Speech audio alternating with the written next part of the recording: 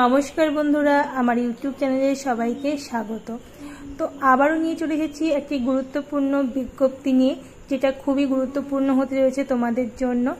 একটি জরুরি নোটিশ জারি করেছে এসএসসি জিডি এর তরফ থেকে।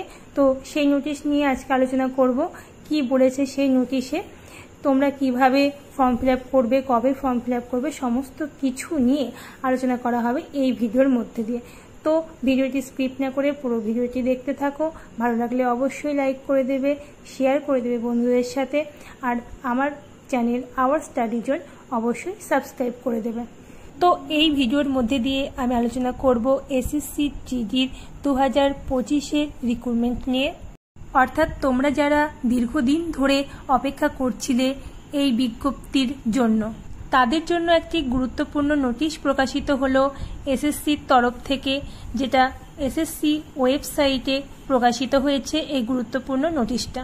অর্থাৎ তোমরা কবে থেকে অ্যাপ্লিকেশন করতে পারবে, কিভাবে অ্যাপ্লিকেশন করবে, সমস্ত বিষয় নিয়ে আলোচনা করা হবে এই ভিডিওর মধ্যে দিয়ে। অর্থাৎ যারা যারা ভাবছো অ্যাপ্লিকেশন করবে, তারা মাধ্যমিক পাস শিক্ষাগত যোগ্যতা থেকেই অ্যাপ্লিকেশন করতে পারবে।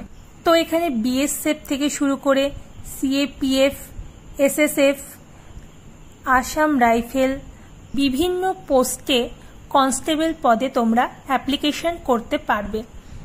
তো দেখতেই পাচ্ছ এসএসসির তরফ থেকে যে নোটিশ প্রকাশিত হলো সেটা আজকেই, অর্থাৎ 27শে আগস্ট 2024। তো এই নোটিশে কি বলা হয়েছে সমস্ত বিষয় নিয়ে আলোচনা করব। তো চলো বন্ধুরা দেখে নিই কি বলা হয়েছে এই নোটিশে।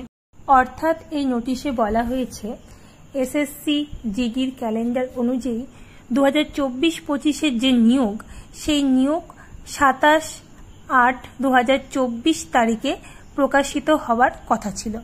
তো অফিসিয়াল নোটিশ অনুযায়ী দেখো বলেই দিয়েছে 2024-25-এর যে নিয়োগ 27/8/2024-এ বেরোনোর কথা ছিল, সেটা কিন্তু আজকে অর্থাৎ 27 তারিখে কিন্তু বেরোচ্ছে না।